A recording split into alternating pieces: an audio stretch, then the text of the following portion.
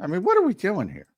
And as we pull up Jeff Kerr, can we pull up Jeff? Yeah, I'll pull him up now. Let's bring in Jeff Kerr now from CBS Sports. The great Jeff Kerr joins us here on Birds 365. Follow him at Jeff Kerr CBS.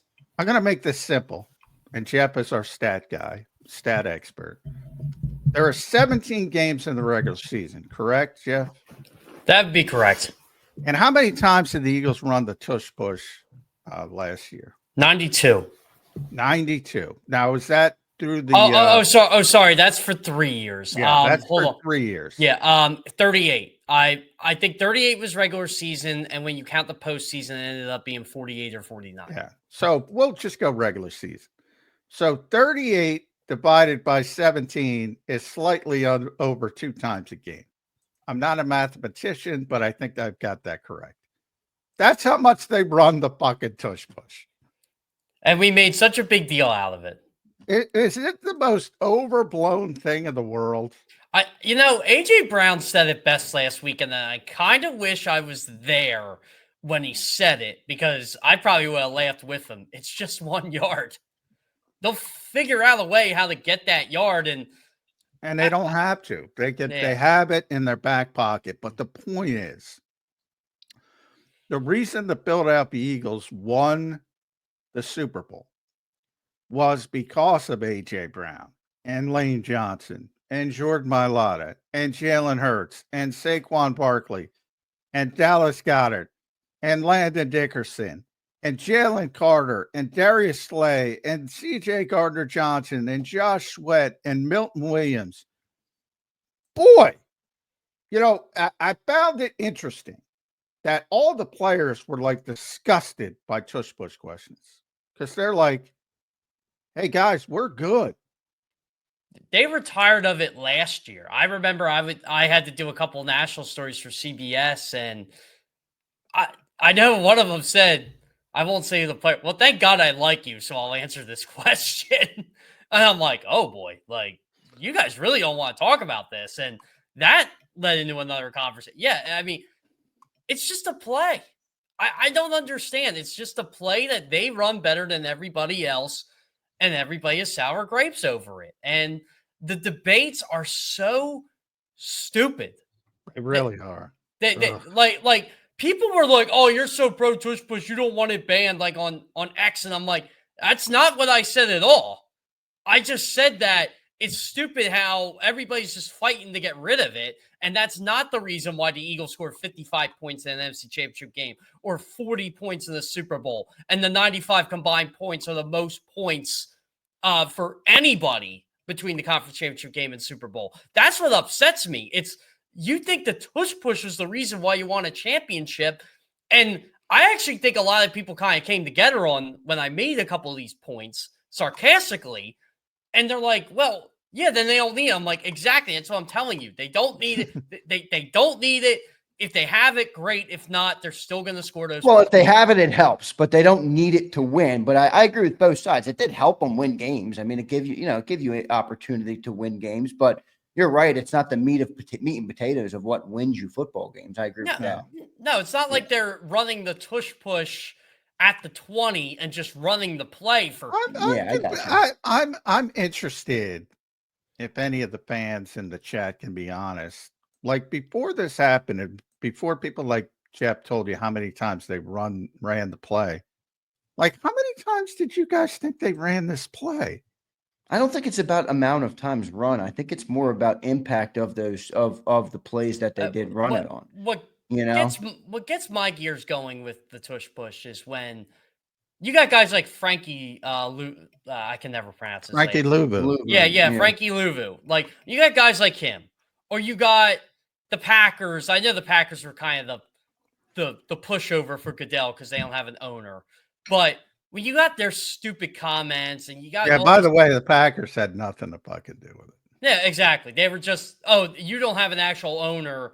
And like, I even think Jerry Jones said, like, we just don't want to be that team accountable.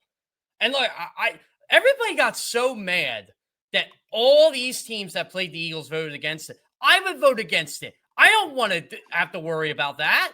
That's competitive. That's competition. Deal with it. Well, my pet peeve is they didn't even vote on that.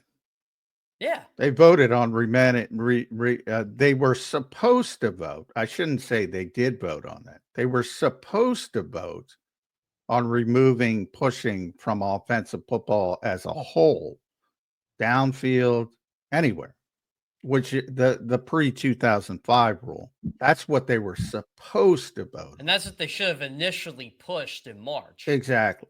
The Tush push actually got shelved in Palm Beach in the owners' meetings at the end of March, April, whatever it was, might have been April 1st.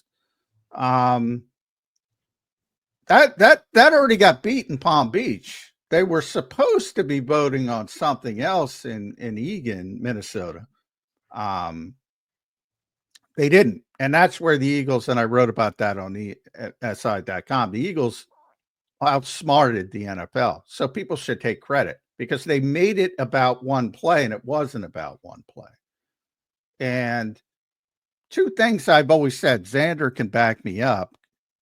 I said, they're never going to ban one play.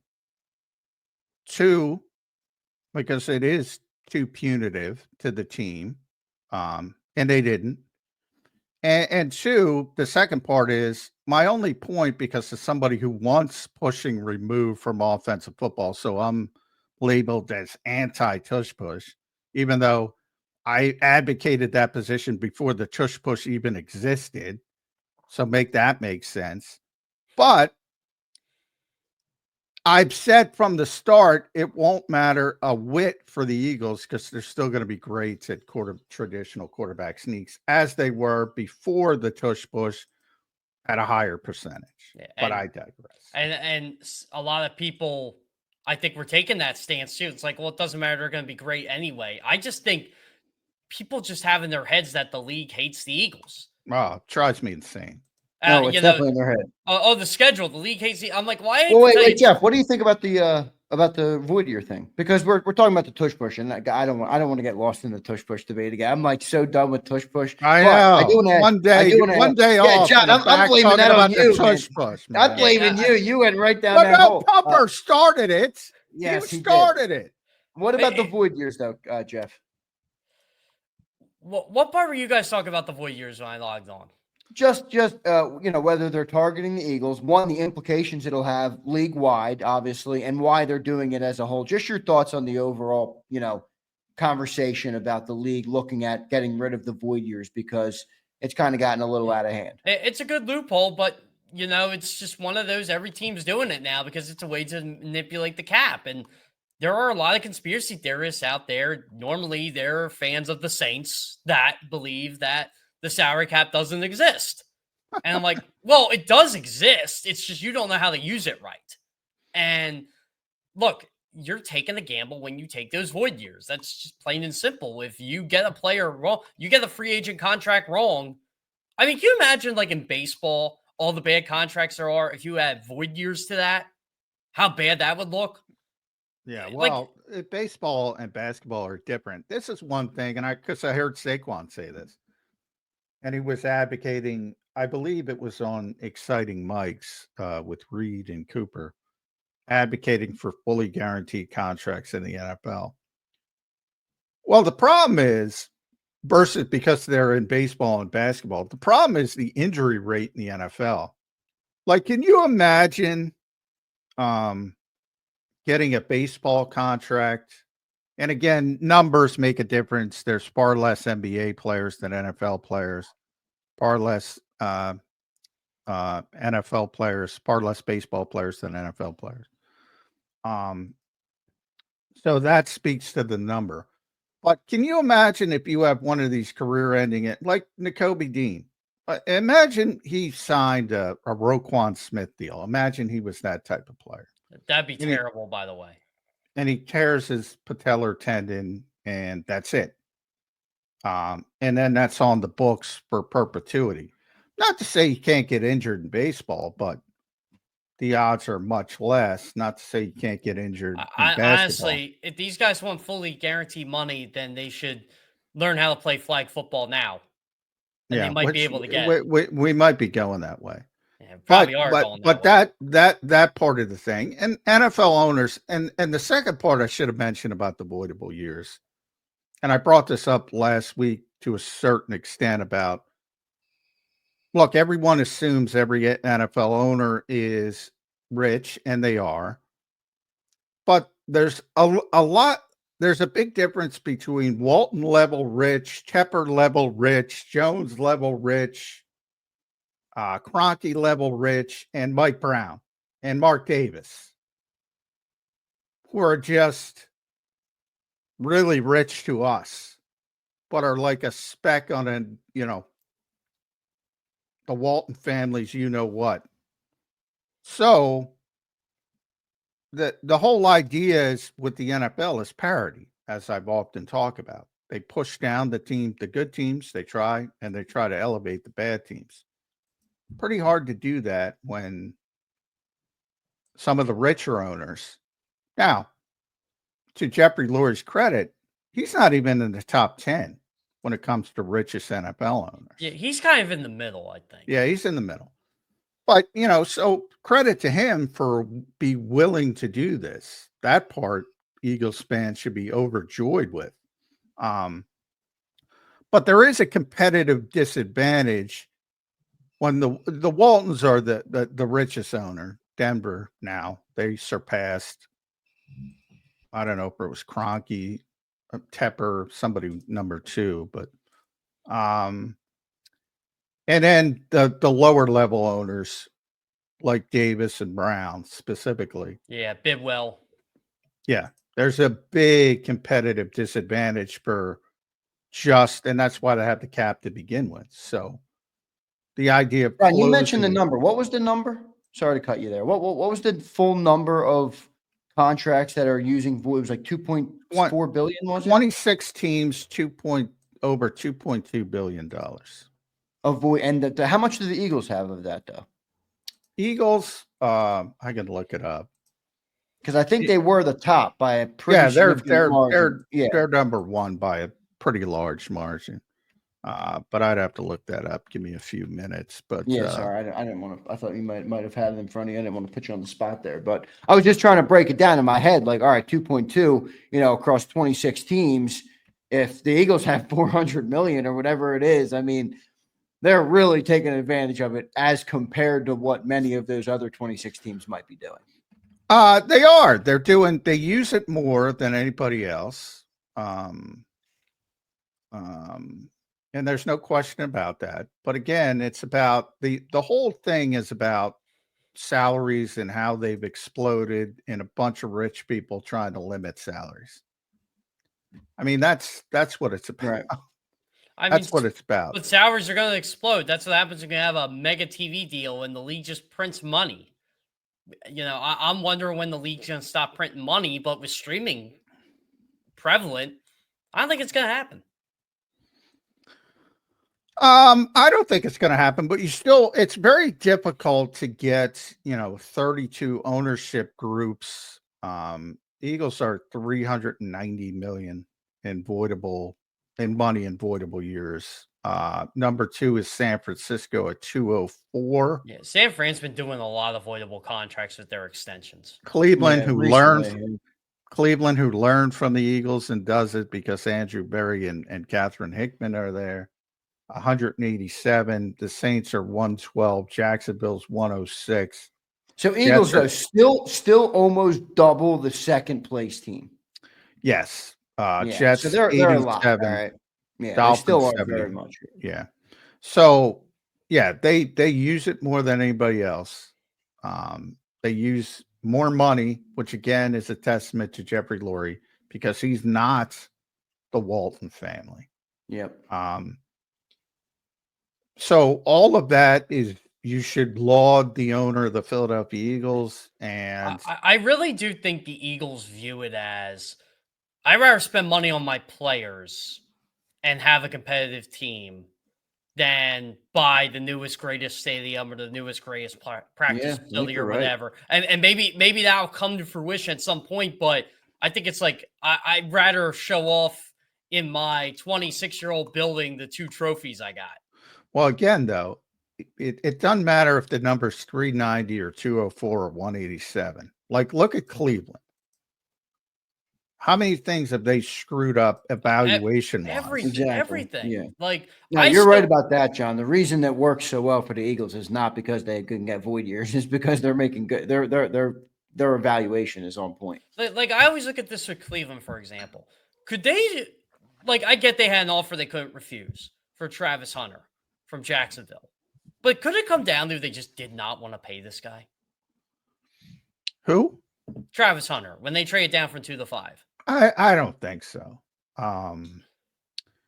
No, because I mean, rookie contracts aren't a problem because they're structured. Yeah, and they're guaranteed by the way. But look how much some of these guys are getting, even with the. And by the way, you're getting a break if you're taking a position player, any position player versus quarterback. You're getting a built-in break there. Now, I mean, when you're in the top 5, you're going to be spending a lot of money for rookie wise. But think about what it was like before with Sam Bradford. Well, remember like the Tim Couch Donovan era. Like, yeah, I think the Eagles actually paid Donovan more than Cleveland paid Tim Couch, and I think the reasoning was he's by Tom Hodge. Well, we think he's better than Tim Couch, and they were right. Yeah, I don't think any team in the league has a problem with rookie contracts as they're structured now. In fact, that's one of the big wins they got when they shifted that system. The owners, I'm talking about, for the owners. But it kills us, though, for all season content. No holdouts. No holdouts. And by the way, I'm glad you brought that up because OTA start today. Oh, goody. OTAs are voluntary, everybody. You cannot hold out from OTAs. All right, John, I'm going to get my OTA ran in right now. And Go ahead. You just got the first one in. Go ahead. They're voluntary. Yes. If someone tells me what a 3rd and 4th stringer looks like in shorts, I'm going to lose my mind. Oh, they are. Get ready for it. I just get sick of it. Like, even us beat guys do it. I'm like, come on, man. Like, I say it all the time. Xander was frustrated with me with rookie camp. Did you learn nothing? I was just trying to do my job the best I could, Johnny Mac. It wasn't frustration at you. Well, no, I'm not blaming you. I don't like lying to people. So I'm like, well, what? I'm like, nothing. That's what I saw. Nothing. I love when agents will tell you, oh, this guy performed well. Okay. Yeah. Okay. We'll see when they get the pads on. Now, yeah, exactly. Well, that's what, we're talking about OTAs. I by and large, you remember Saquon during OTAs? It was like, Yeah, I remember that. Yeah. Oh, look, we got pictures of them, Yeah. Well, remember last year it was Kenny Pickett's out playing Jalen Hurts in OTAs. Well, he was sharper in OTAs, which should tell people about OTAs, I do think, there's two things. Like, obviously, Jalen was, and he admitted it in his own way when he's talking about the offense being 95% new. And it's like, hey, there's a lot of shit to catch up on. And, he struggled in the spring. Yeah. It wasn't a big deal, but he did. And Kenny was more familiar with playing that style because remember what they were trying to do early in the process. They were trying to bring in a lot of Kellen Moore philosophies with motion and dumping the football off. And that's not the strength of Jalen Hurts' game. So it's practice. You're trying to work on the things you need to work on. I as a whole, Jeff, I think people don't know how to watch practice. I agree. As someone who practices in a completely different sport, if you said Jeff Kershaw won 40 game in practice, I'd laugh at you. I'm like, do you think I was doing that on purpose? Just curious. Because that's how I feel with football players. It's like, you like, again, not getting on the guy who does it. I don't think he does it for training camp stat. I don't think he does it for OTA stat. But Jalen Hurts is 13 of 19. I'm like, okay, what's the context of that? Well, I remember a big story. I got in trouble with my buddy D Gunn, who's awesome.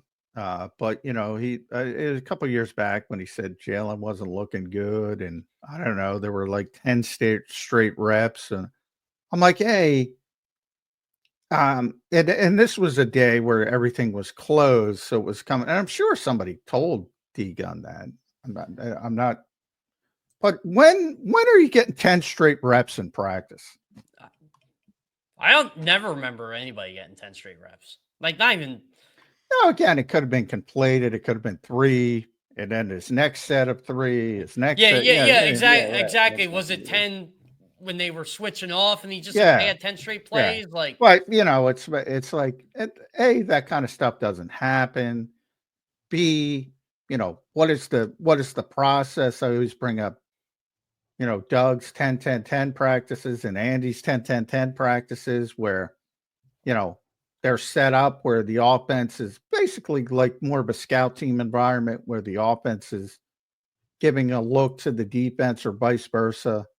And people who don't know what they're watching are making judgments on not understanding what the goal of the session is, so to speak, the period. But yeah, I mean, the whole point of practice is to work on things you need to work on, not the point of not practice. just do what you do well. Yeah. It's that's good. That's good. I just think it's funny when, again, I cover 2 sports and I literally have players on the other sport I cover, baseball, asking me what OTAs and football are like. And I tell them, like, you pretty much learn nothing. They're like, so it's like watching us in long toss at spring training or something. I said, yeah, pretty much. You're not getting much out of it. Well, consider that, forget what I say. Consider that the Eagles are permitted 10 OTA sessions and they're using 6. Which is low for them. They're permitted 3 days of minicamp and they're using 1. And my guess is they cancel it. And yeah, they might even cancel it. So, they highlight what spring work means. Yeah, it's by the way, John, do we still know when we're going down there yet? Tentative for tomorrow. There's some weather issues, but most likely tomorrow. So get the rain gear ready. Yeah, lucky. I gotta go to the Phillies tomorrow too. Lucky me. Rain delay. Yep, wet. I'll have to change in the. That's the brutal part of covering baseball, Jeff. Rain delays. Oh, it's brutal. Inning. Every day covering baseballs every day. I'll tell you what. As a fan, I hate ghost runners. I hate it. I think it's a gimmick. I think it's the worst thing in the history of baseball. I'm exaggerating because what are ghost runners? The runner on second. Oh God, John, am I with you on that? Yeah. That is the stupidest thing I've ever seen. However, I'm going to tell you guys, as someone who covers it, it's the greatest thing ever. That's what I was about to say. If I were covering baseball, it would be the best thing ever. The best thing. But why? Just because you get out of Dodge quicker? Exactly. I don't want to be there 6 hours, and I love baseball. Yeah. But if you got to sit there to win a baseball game. If you got to sit there for 19 innings, I mean, there's nothing more miserable. And at least the ghost runner prevents that for the people. Nobody cares about, no offense, Jeff. Nobody cares about people covering the game. For the game, it is horrible. It is horrible. It is a horrible rule. And they don't use it in the playoffs, obviously. Yeah, they're just trying to get through the regular season. Yeah, and so I understand it from that perspective. All right, so since I got Ebenezer Scrooge here and the Grinch on off-season off-season football, Jeff, I got to come on. What are the most exciting or the things that you're most excited for in the offseason just to learn? It might not be now. It might not be in OTAs. It might take till the end of training camp. It happened already, but people hate it. The schedule release. Oh, yeah, that's. I love the schedule release. I love it. I'll tell you right now, I love free agency. I hate the combine. I hate the draft. I hate the whole draft. I love the draft. Well, I like the draft itself. I hate the weeks leading up to the draft. Oh, yeah. Yeah. That's where the know-it-alls show up. Oh, yeah. Oh, yeah. So don't like draft that. is great, though, because it's like the Super Bowl in that it involves all 32 teams. Like you get a Super Bowl and it's the Rams and the Bills. Like most Eagles fans won't even watch. I remember a couple of years ago when we were doing content and the Eagles had gotten eliminated in the first round versus the Bucs. And I tried to do like content on the Super Bowl. nobody watched. I got like 180 views. I'm like, oh man, Philly fans really do not care unless it's the Eagles. So No. that's what I love about the draft, though. It involves all 32 teams and Yeah. every fan base gets fired. I think what drives me nuts about the draft, Xander, like I have a package of research notes that I do on players, and a lot of people help me on it. I don't pretend like I knew who Andrew Makuba was, like, to the umpteenth degree. I know who he is. I know I knew what school he went to, what he played. I knew he was like an All-American, that type of stuff, or All-Conference. But you have people on there acting like he's, going to be seamless transition, Jeff. Seamless transition. Yeah, or the 5th round pick. It's like I don't even know who to use as an example. Like, okay, I'll probably know Kyle McCord because he's a quarterback, a lot better than, I don't know, Grant or someone like that. You know what I mean? Yeah, right. Like, it's just one of those. Well, I don't pretend I'm a draft expert.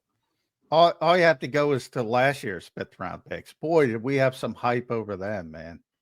Oh yeah, yeah. Anaya Smith was brutal. Trevor Keegan redshirted, and Jeremiah Trotter showed some signs, but barely played on defense. Yeah. And boy, in the offseason, man, after they drafted him, there was a lot of hype over those guys. And it's funny, and maybe it's because of the platform I work at. People just don't care unless it's a name like Trotter or Shador Sanders. Oh yeah. Oh yeah, no question about it. Yeah, it's the same thing with it's the same thing with free agents. If they know the name, like Justin Simmons, it's a big deal. If it's a 26-year-old emerging player coming off his rookie contract like Brandon Brooks, everybody back then was like, oh, all right, yeah. And all of a sudden, even like when they signed Rodney McLeod, I believe they signed him on the same day they signed Brooks. And I'm like, oh, Rodney McLeod, that's not a bad signing for them. Like, I know Rodney McLeod is, but I don't expect everybody to know who he is. You know what I mean? Like, and again, there are some people that are really good at the draft and they know everybody and every undrafted free agent. I'm like, I got to worry about way too much stuff than a 5th or 6th round pick. And I just get tired of hearing about how this guy fits and this guy fits and this guy Everybody fits. Everybody's great. Well, speaking of Trotter, I think Trotter's about to have a really big opportunity here. Now, whether he seizes it or whether he comes out of it, I'm not sure. But I do think the linebacker position is one of the more interesting ones of the offseason as we get closer. What are we, like 100 days away? I'm guessing we are exactly 100 days away. Exactly 100? Nice. Yep. So, so it's a big countdown day for CBS. We're already ranking like 100 things to watch and 100 games, and all that stuff. I mean, I mentioned Trotter in my piece on Sports Illustrated. It's like his off season because Shahad's not going to be healthy. N'Kobe's not going to be healthy. So he's going to be the guy to start out with Zach Bond. And he's going to have every opportunity to open some eyes until those guys get healthy. And that's where OTAs have meaning for me. It's like you said, John. That's an opportunity for him to show, hey, I know the defense. I can do this. If you need me to play a significant role, I can do that for you. Yeah. I think Munden's going to have a big opportunity too, Jeff, on the same line that you just said Trotter has that opportunity. I don't think Munden's completely, out of it either. I think Munden's going to get great looks and great opportunity for a 5th round pick this offseason. Yeah. You know what? That was one of the picks where that kind of opened my eyes when they picked him. I'm like, I didn't even realize he was still on the board, to be honest with you. I was just kind of, there was always certain players who were like, wait, they're in the 5th? How'd they fall? Or, how were they not picked yet? I felt like Smell Munden was, a day 3 talent, but I thought he'd get picked higher than where he got picked. Or I guess lower, I guess is the correct term now. Yeah. Well, there's some guys. I mean, Munden's another one, similar for the same reason. We're talking about Trotter because he's going to have a better opportunity than he typically would if N'Kobe and Campbell are taking up a bunch of first team reps. So that works for him as well.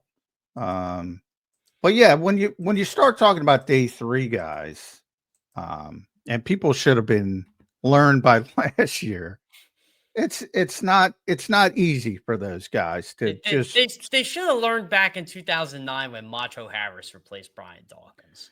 I mean, it's just not easy to step in as a young player if you're getting drafted on day 3. I mean, there's a reason you're getting drafted on day 3.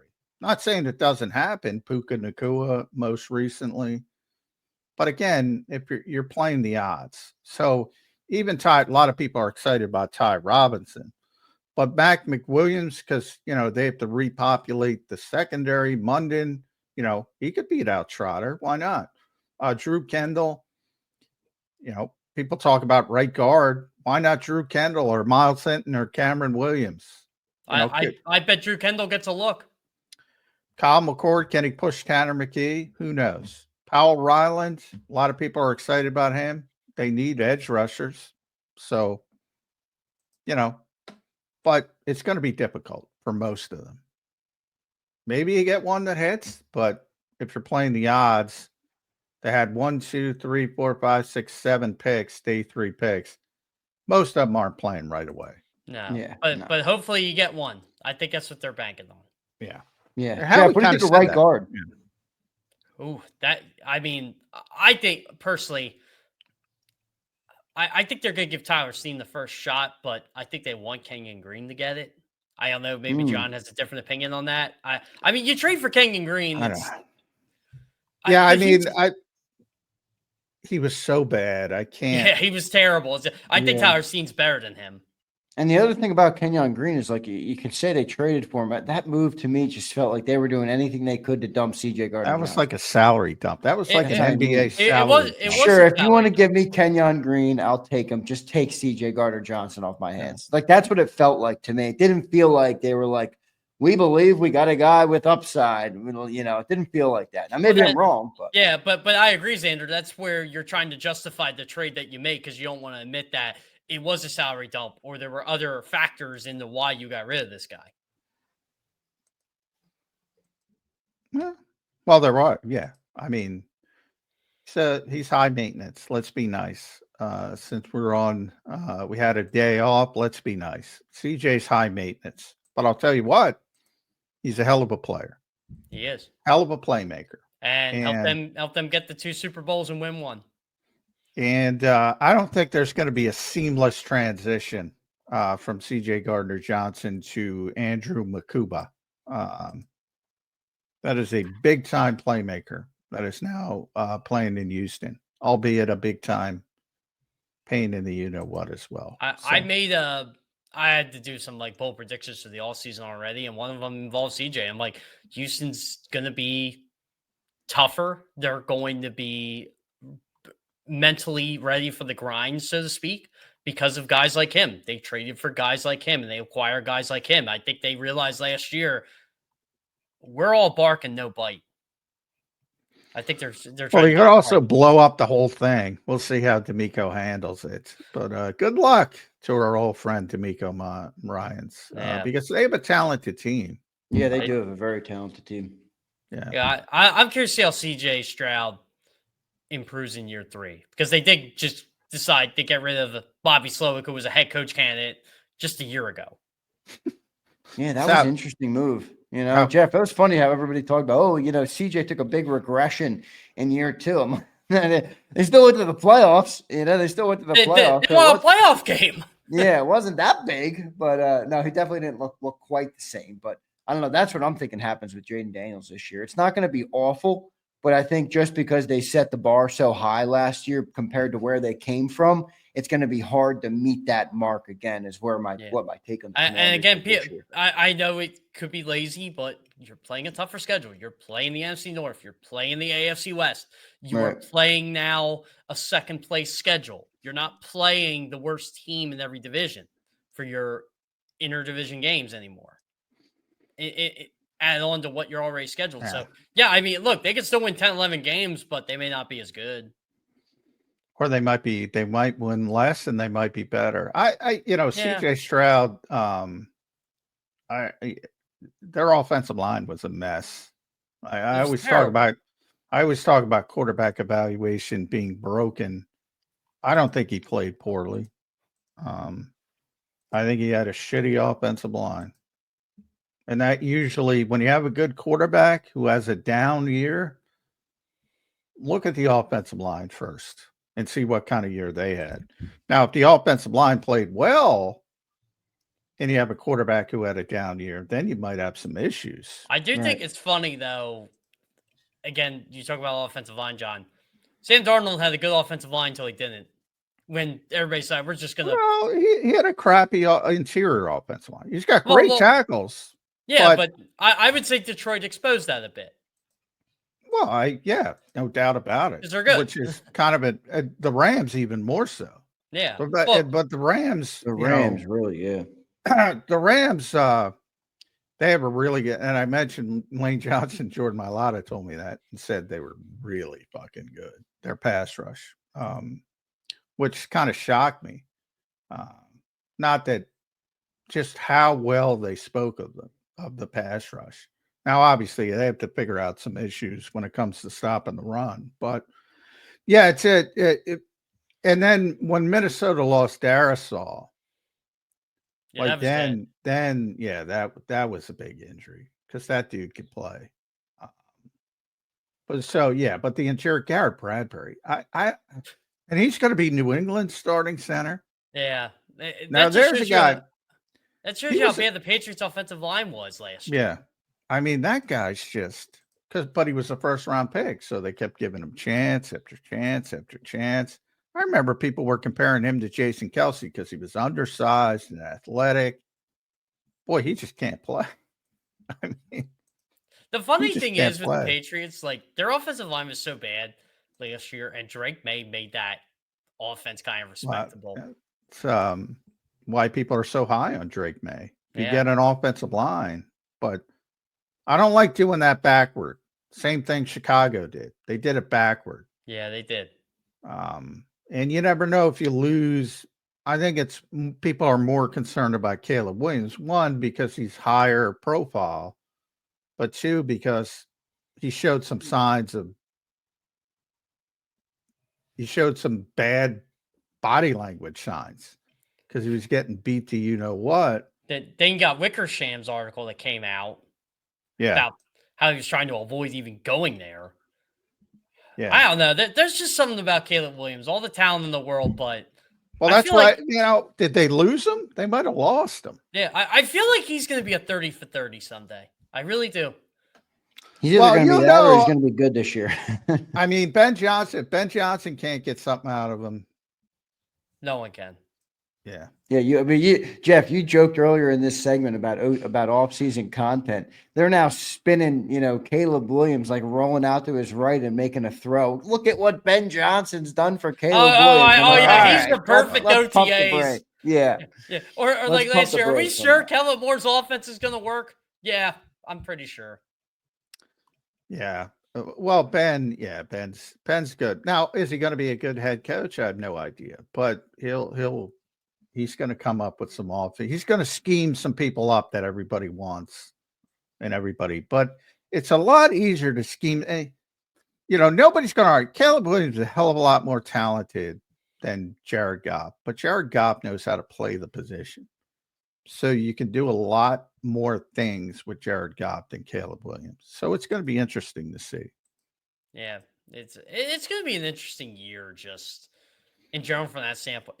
John, I did want to ask you this because I was like trying to do 100 things to get excited for the season, stuff like that. Did this offseason, at least in free agency, not feel like a typical free agent year? Maybe. Well, I think for Eagles fans, yeah, because they didn't make the splashes. But like around the league, like it just felt like an underwhelming class or I think it was, most people, it wasn't a great class. I agree with that. But, there's always good players and there'll be good players. But I think Eagles fans, we dubbed it the Temu offseason here. Temu offseason. All they did was sign a bunch of 1-year prove-it guys. Didn't you hear they're gonna be big contributors? They didn't give one guy. They signed 1, 2, 3. I'm not going to count Lou Nichols. 1, 2, 3, 4, 5, 6, 7, 8, 9, 10. 12 guys. Not one of them got more than 1 year. Jeez. I don't like that. It's interesting. But, you Do know, you think they knew anything about the void year talk coming? And maybe changed they've what they known. did They've this? known. Yeah, no, that's been known. They've known that for years. What again? When would that come, by the way? Would that be that you, John, you mentioned that would be collectively bargained, so that could be basically anytime? Yeah, they can open it. They can open it up anytime they want. Now, people, I know Jason Fitzgerald brought it up because of what Roger Goodell said at the spring meetings. There's an open now. Technically, the CBA is that 10 years, but they have an out after like 5 years. So people get hyper focused on that, but you can open it up at any time. The speculation of the 18 game schedule is when they're going to open it up because they have to. And they're going to try to get some ancillary stuff in there as well. And a lot of people are speculating this is it because of what Roger Goodell said in Minnesota. So that's why all the speculation. And the TV deal stuff, like there's an opt-out in 2030. I mean, I already know execs at CBS are already preparing for that just because because they're going to opt out. They're going to opt out unless the whole economy collapses. Now, question for you, John. We'll go TV route here. Do you think Netflix gets more inventory? Do you think Prime ends up getting more inventory? Depends if they want to pay. Yes, I mean the NFL is very. If you want to pay, they're gonna create. They're gonna take the money. But by the way, it sounds crazy to me because I know how much money Netflix and Prime makes, but especially Netflix. Where do they get their money? They just can't get it off subscribers. Well, they've started.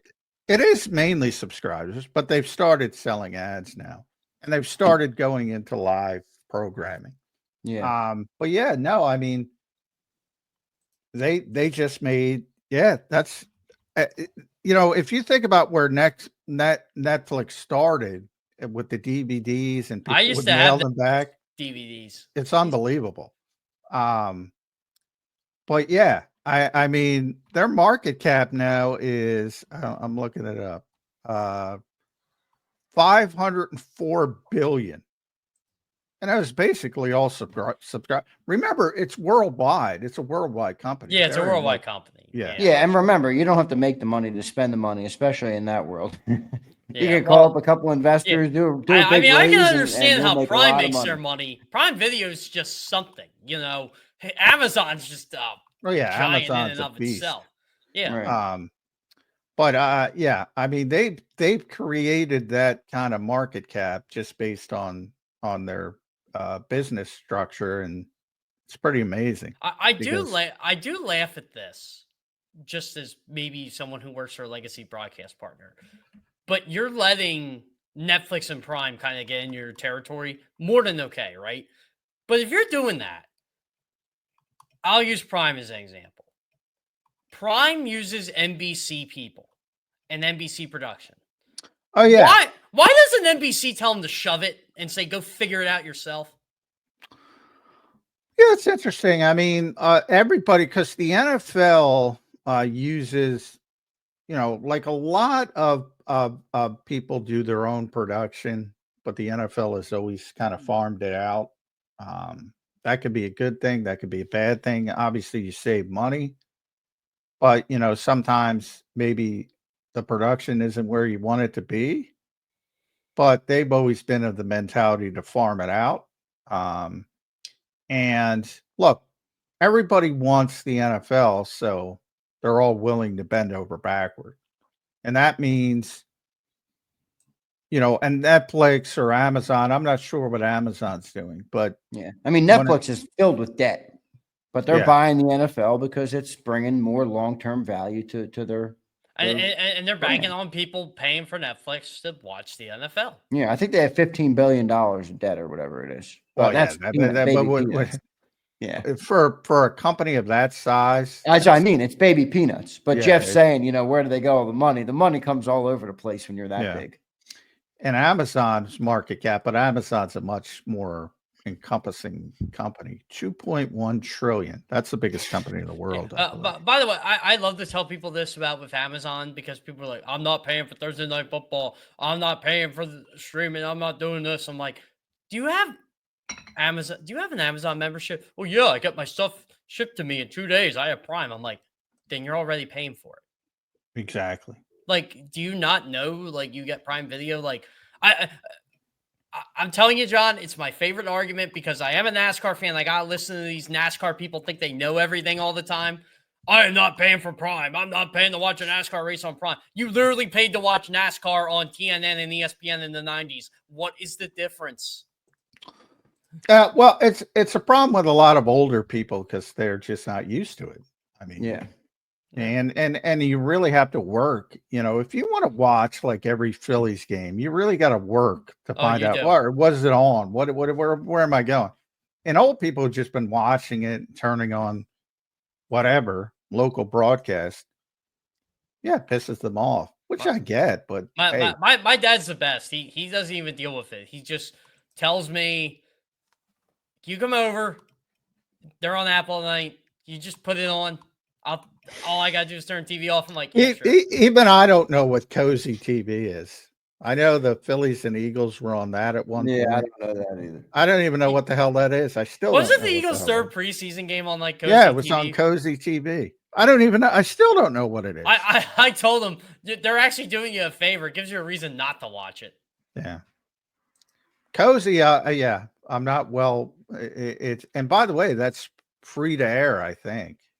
Cozy, but I don't know how to get it. I know the Eagles have a partnership with NBC and all that, and like, I'm not ripping anybody or anything, but like, you would think like the Eagles would be mad, like their preseason game got kicked down the curb to Cozy TV. Well, that tells you about, maybe, boy, preseason football. Can we just get rid of it, NFL? Please. Yeah, it's dumb. I used to say, I don't know the reason to get rid of it. Now that I cover it, it's just like, it is so dumb. John and I are going to get to the point where Xander's going to, what you learn from preseason game number 2? Nothing. Oh, that question will be asked, Jeff. That question will be asked.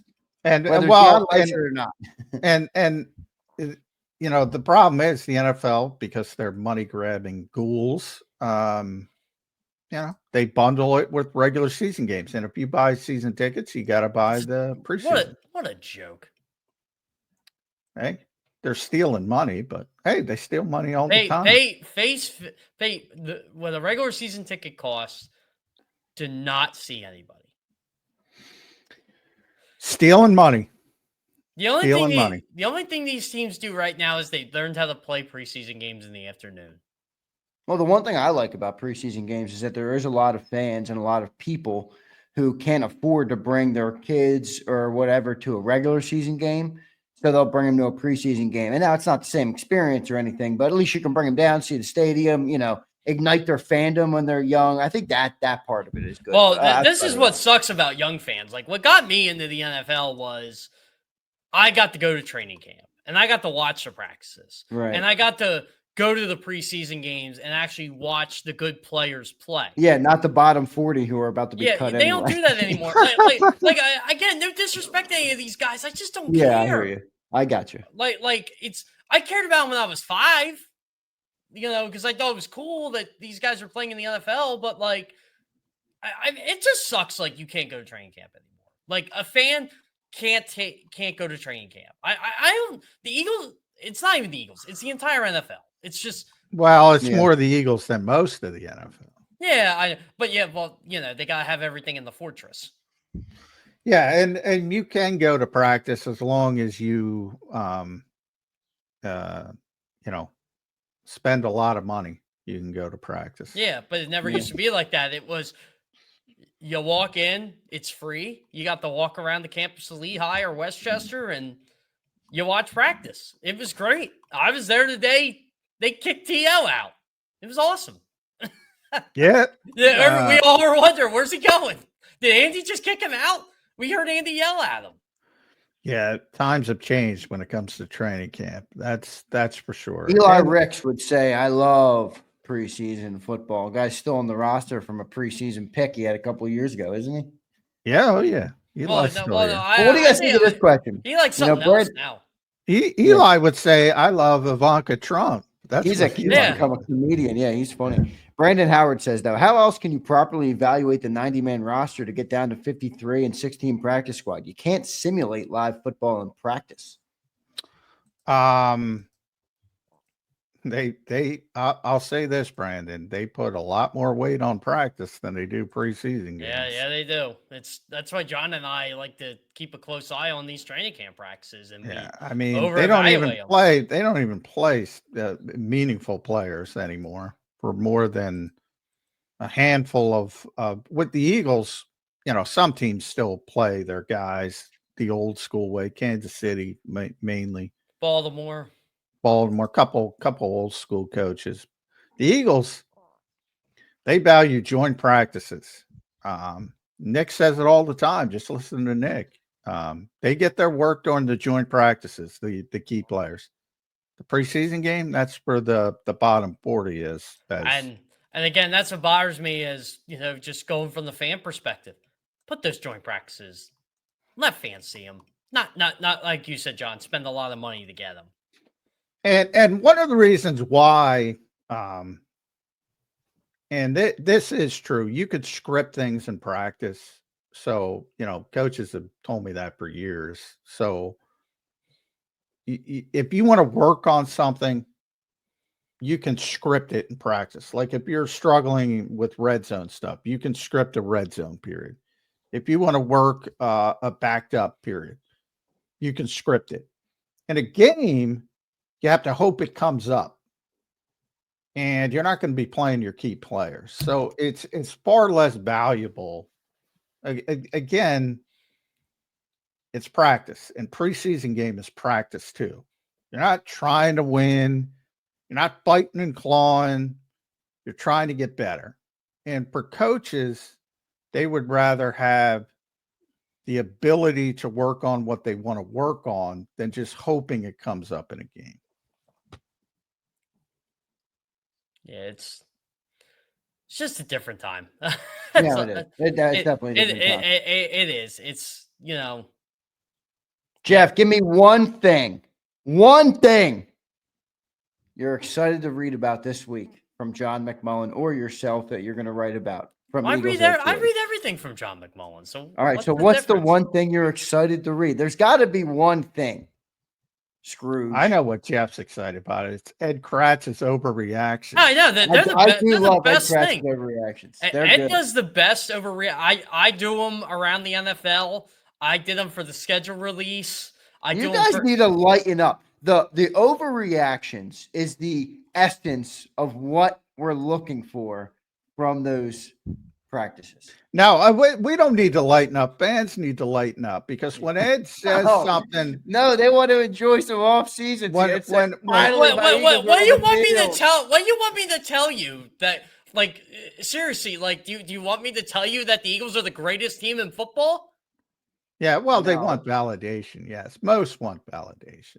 But to Ed's point, like Ed's the guy who said Kenny Pickett was sharper. And he was, by the way. Kenny Pickett was sharper in spring work than Jalen Hurts. And he got, you know, basically death threats, I think. You know, I mean, fans are the ones who got, and by the way, it's advertised as overreaction. He's doing it on purpose. Yeah, like people got so mad last year when because I had to do them. It's part of my weekly column every Sunday. It's overreactions around the league. And I said in week 14, the NFC North isn't as good as their records say they are. And I got roasted by Detroit fans, by Packers fans, by Vikings fans. When they all lost that playoff game, I retweeted them. I said, shut up. You were wrong. By the way, you know, Dan Campbell had to move out of his house. So, you know, there are other fan bases do the same thing. People need to lighten up with professional football. They need to lighten up. People need to lighten up with everything. I mean, Jesus Christ, Seinfeld's offensive now. Is it? What's offensive now? What I happened? don't know, but all the self-righteous people like to think Oh. everything's offensive. All right. All right. Yeah. Everything is offensive. Well, Except Dabney Jeff brings up a Kerr. good point. I'll speak for the fan. I'll stand up for the fan. Dabney says, I mean, we are the champs. If we can't be happy and optimistic after winning a damn ring, then when can we be? Who said you can't be happy and optimistic? Yeah, you can be happy and optimistic as you want. I'm saying lighten up on the death threats. Is that too much to Oh, ask? that's for sure. Yeah, I mean, Or don't get upset when Kenny Pickett's out throwing Jalen Hurts and OTAs. By the way, I'm joking, but yeah, if you're happy and optimistic, you're not making death threats. So exactly. That's a really good point. Yeah, I mean, look, I have no problem if Eagles fans bragging about their Super Bowl chance. They have every right to do that. They should do that. Yeah, spike the. I tell you all the time, spike the football. Yeah, spike the football. Enjoy yourselves. Like this is the best 7 months of your life. Enjoy it. What I'm not validating is the whole world's against the Philadelphia Eagles. Yeah, I think that's bullshit. So I'm not validating. Yeah. The league is coming for us, J-Mac. That's just people looking to be upset at something. Victim mentality. Take pride. All right, answer this, both of you. All right, and I'm just playing devil's advocate because largely I agree with what John has said about. This is peak off season, by the way. All right, but here we go. Well, what did the league do? What did the league do to the Chiefs when they had won 2 straight Super Bowls and were going for the 3-peat? Did they do anything to bring that parity in the NFL? What? Yeah, what? Versus the Eagles win and the tush push is back out the door. But they were trying to ban it last year. No, they weren't. That was 2 years ago when they went to the Super Bowl that year. Nobody talked about the tush push last year. As Zander knows, I don't argue people's faulty premises. It's a waste of time. You know, did they ban the tush push? They did not. Did I miss something? They did not. They attempted what to, John. What the hell are you talking about? They attempted to, as we spent like 16 shows discussing here on Birds 365. Did they ban the tush push? Who was the commenter? They did not. No. All right. So what did they do to the Eagles? Nothing. Other than in your mind. Nothing. Well, if it wasn't for the great Jeffrey Lurie pulling out all the stops and making Jed York curse him out and putting Troy Vincent and Roger Goodell in his place, John, as you predicted, that thing would have been out of here. So Jeffrey Lurie saved it. I do believe he saved it. He did, definitely. I think. But so. you know, the actual tush push, which I said pretty consistently was a horribly worded proposal. Didn't even come close to passing. And that was in Palm Beach, not Egan, not last week. Or whenever the hell it was. John, who was the maddest of the players? Who was the maddest when they were asked about the tush push? The players? Yeah, of the players that spoke last week. None were. What do you mean mad? Maybe mad about Jordan Mailata about getting asked about it, I guess. Like they know they're getting asked, but you know, it's like Jordan. Really well, Jordan's kind of a shtick. He's a happy-go-lucky guy. But, oh yeah, he is. But kind of Jordan's like, what are we talking about? You know, who cares? Basically, I got to kick out because the coaches are very like they're like we do this better than everybody else, and we deserve credit for it, and that's fine. The players are like, I don't give a shit because the players are like, we're pretty. I think they're alienated by it because they're like, we're pretty good. We're more than the tush push.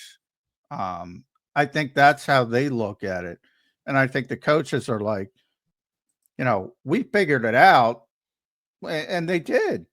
You know, this has been out of the game since 2005, and nobody took advantage of it until the Eagles. They deserve a hell of a lot of credit for that. I used to joke when they were trying to get rid of him. Like, did they ban the West Coast offense because Joe Montana, Jerry Rice, and Dwight Clark and all these guys, Roger Craig and all them were just good at running it? Well, I mean, they do ban certain things. They do. Like rub picks. routes, picks. Yeah. So They did ban the pick because of the 49ers. Yeah. I will say that. So, I mean, yeah, people, victim mentality happens all the time. Everybody's against us. I bring up, nobody listens. I bring up Bill Belichick and the formation tricks against Baltimore. They got that out right away.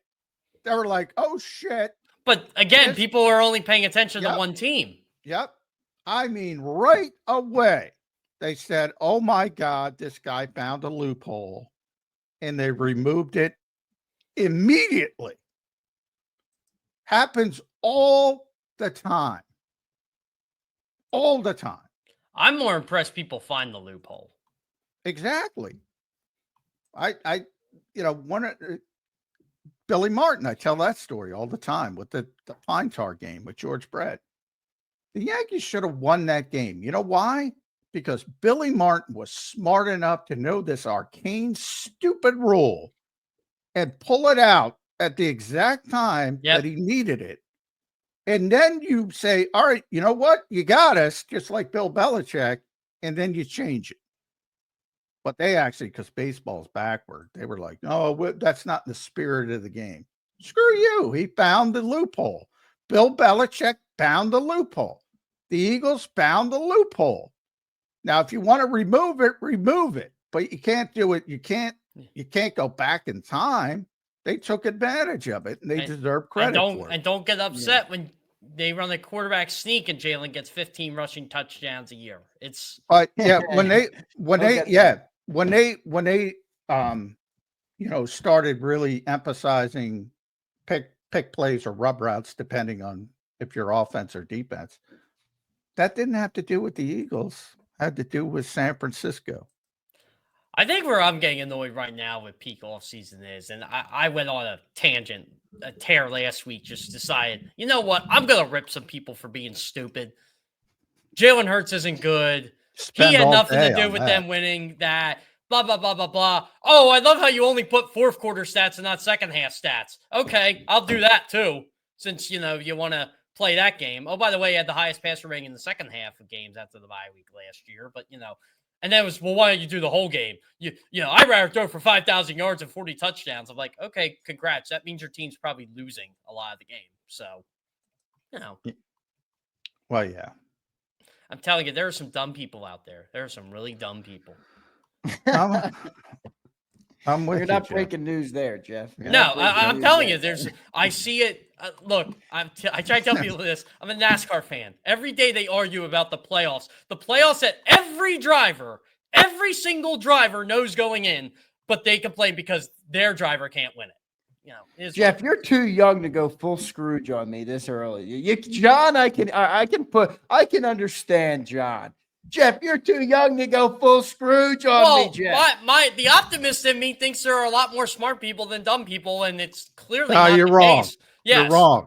You're wrong. I am absolutely 100% wrong.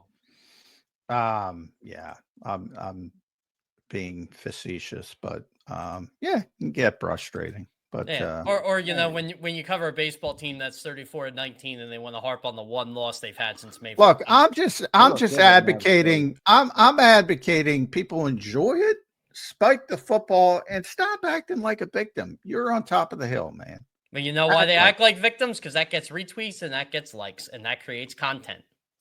That's true. That's true. Jeff, we appreciate you joining in today, brother. As always, it's always great talking with you. Normally on Mondays. Today it's on Tuesday. Shout out to Memorial Day yesterday. I hope everybody had a peaceful Memorial Day, as we talked about earlier on the show. Jeff, thanks for joining in, brother. We appreciate you as always. Enjoy OTAs this week. All right? Don't get so mad at OTAs. It's going to be in the rain. Yeah, I'm going to be in the rain. I ain't going to enjoy that. I might just stay in the media house. By the way, I'm going to enjoy OTAs. I don't enjoy people making bigger things out of OTAs than should be. That's all. I just like to write about football. And if I can write about football, it's a good day. There you go. Jeff, we appreciate it, brother. We'll talk to you next week. All right, man. Yeah, sounds great. Thanks, guys. All right. Thanks, Jeff. There's Jeff Kerr. Follow him at Jeff Kerr CBS. Read all his work at CBS Sports. One of the best in the business. We love talking to Jeff every single week here on Birds 365. Good segment there. Johnny Mac, OTAs kicking off. We'll come back. We'll talk about a couple of things that you wrote about over on SI as we do get ready for OTAs. As much as we just made a joke of them, I do want to talk